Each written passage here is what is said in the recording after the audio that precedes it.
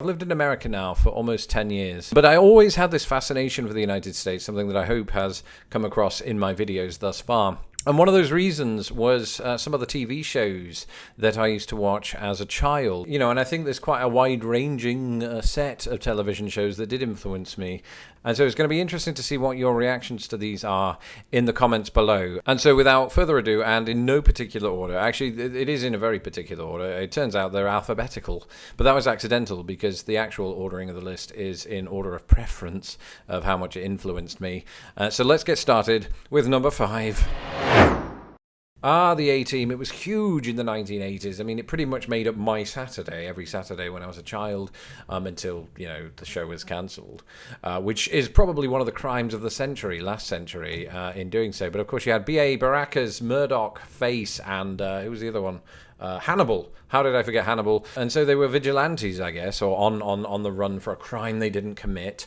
And of course, you always, sort of the adventurous side of you as a child, wanted that life. You know, you wanted to not commit a crime and then for the police to come after you anyway. That wasn't a dream of mine. But, you know, nonetheless, watching the 4 of them do that was always entertaining. And I had all of the action figures. You know, I think I had about 3 Mr. T's, all with the gold, the bling, you know, a word that wasn't common at that time. And it was just hilarious, you know, because they were all different characters. Hannibal was the leader, right? He was the guy who had the cigar. You know, it was pre-cigarette warnings, although cigars are not even cigarettes, so I think that's fine. Murdoch was the goofy one. He was the Michelangelo of the A-Team. Face was the one that you wanted to be. He was the Han Solo of the A-Team. And then Mr. T was just a badass who kicked ass. And is there anything else we can say about ass on this? Probably not, but he was amazing. Turned up, 20 years later in a Snickers ad in the UK. What are you going to do? But of course, the A-Team was not the only American TV show of the 1980s to sort of merge white and black characters. That was done really effectively by our second entry. Different Strokes. So Different Strokes is an interesting one. Okay, you might be surprised to find that it actually made its way over to England amid all of the sort of other sitcoms that were around in the 1980s. But one of the things that leaps to mind here is that my brother Chris was obsessed with Different Strokes when he still is, in fact. He loves it, I think, as far as I know. I haven't seen him in 10 years, which is a source of some regret. But, he loved Different Strokes when he was a kid, and I obviously watched it with him. I mean, you know, I think I've seen every single episode that there is of this show, and it was marvelous because it was one of my first introductions, I think, to a comedy that sort of really successfully merged comedy with pathos, which is something I would see later on in some of my favourite comedies like Ricky Gervais's The Office, even Alan Partridge. And also, you know, back then I was, of course, a kid, so I was very partial to catchphrase-based comedy. What you talking about, Willis? That sort of thing. And of course, it was set in New York, like a lot of the sitcoms are, and you didn't really get a massive glimpse of New York, but it was that apartment life. But a lot of the conversations would happen around New York, and Conrad Bain, who played Mr. Drummond, played a very sort of wealthy character. You know, it was that thing to aspire to. You wanted to aspire to be a kind of wealthy man when you grew up, right? Who doesn't want money? Maybe that's not the goal anymore, but as a kid, it seemed appealing. And speaking of wealthy people, that brings us on to point number 3. I'm almost embarrassed, you know, to include this. I am, you know, I think if you were to sit me down in front of Dynasty today, I'd be sick, probably in a bucket. You know, it's because it's that kind of show doesn't appeal to me now. But when I was a kid, you know, 8 years old, my mom used to watch it, as you do. It was huge. I mean, along with Dallas, the two were obviously rivals. But I think if I were to choose between them, Dynasty was the one that sort of, I don't know, sparks more of a memory in me in many ways. The premise behind Dynasty is that they were all these wealthy families, but they're all at odds with each other. They've all slept with each other, and they've all, you know, got a stake in each other's oil or whatever it is. But, you know, I think what sticks out in my mind for some reason or other is one of the final episodes of Dynasty when like 12 people died. or nearly did. Blake Carrington was shot on the stairs. Alexis and Dex, right? Is it Alexis and Dex? An unbelievable pairing of names. Fell over a banister. And of course, it turns out that, you find out this out in Dynasty, the reunion, that Alexis Colby, played by Joan Collins, British actress, falls on Dexter, just to add to the hilarity of the two names. His last name is Dexter. And he dies, she survives, and everything's good with her. I don't know why I'm telling any of this, but it all sticks out in my mind. I was fascinated. You wanted to know what happened next. I can't believe they sort of ended the series there, but they did. And there was that whole thing with Roger Grimes and people. I've remembered all of these names since the age of 8, having not really watched it since then, except for Dynasty, the reunion, which was a travesty of justice in every conceivable measure of the word.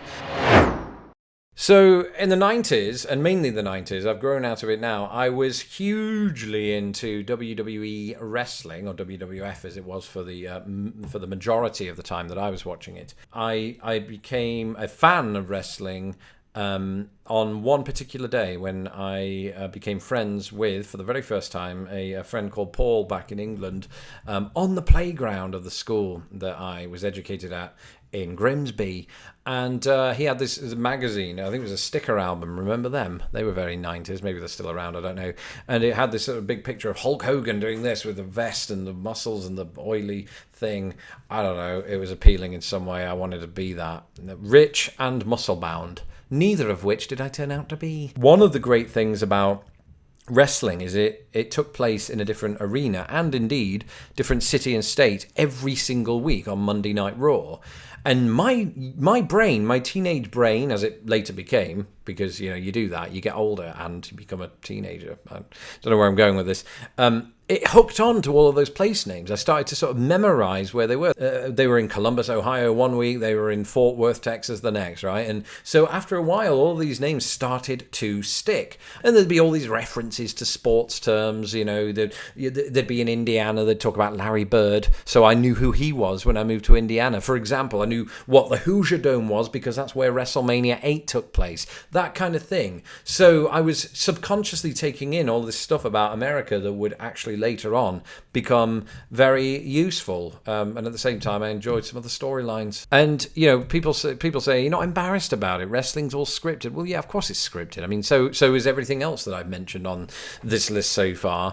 If I could go back in time, would I change a thing? No, I'd still watch it because I would have learned all these things. And speaking of going back in time, let's finish this episode with the greatest American science fiction show of all time, not Star Trek, sorry, or Babylon 5. Quantum Leap, absolutely amazing. I think for anybody that's never seen it, let me just set the premise, okay? You've got Sam Beckett, played by Scott Bakula, right? And he is this sort of like multi-PhD scientist who creates a way to travel back in time, but the premise of this is that he can only travel within his own lifetime, and he has to leap into a person, right? Another person that's not him throughout history. And it's not always famous people, although there are aspects of that. It's just sort of your common people. But the chief thing that he has to achieve is to put right what once went wrong in that person's life. So they may have been murdered, they may have committed a crime, there may have been all manner of things, but he has to solve it. And I first saw this show, weirdly enough, not in Britain, although it transmitted over there. There's like a year delay or something like that.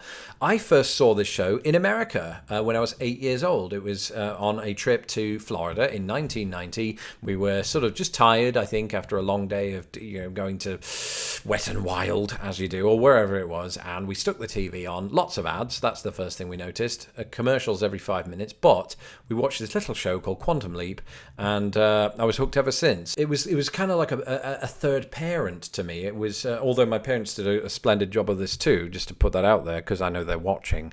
Quantum Leap taught me a kind of moral code in many ways. You saw him in pre-civil rights America trying to advocate for African Americans, and you saw all of these other things that sort of touched on the sort of strife-ridden periods in 20th century American history, and him sort of change the history, or at least influence the history in many ways. He leapt into Lee Harvey Oswald, a great episode, or 2 episodes. He even leapt into himself at one point, and that was fascinating. In fact, on that very subject of him leaping into himself, I bring this up now because I want you to at least know that this is happening. I am going to be a guest on a Quantum Leap podcast coming up here in a couple of weeks' time called Fate's Wide Wheel. And I definitely encourage you to check out that podcast. It's hosted by Sam and Dennis. And I happen to know Sam. We did a show, Shakespeare in the Park in Indianapolis a few years ago.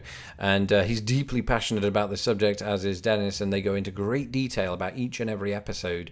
The 2 episodes that I am going to be guest starring for are The Leap Home and Leap Home Part 2. And for anybody who's completely confused by now, that might be a lot of you. This is where Sam leaps into himself. Firstly, that's in Part 1. As a child in Indiana, right? And I remember this when I was a kid, that going out. And I then went on to live in Indiana, and it strikes an extra chord with me, but it's a deeply emotional episode, and I can't wait to talk about it.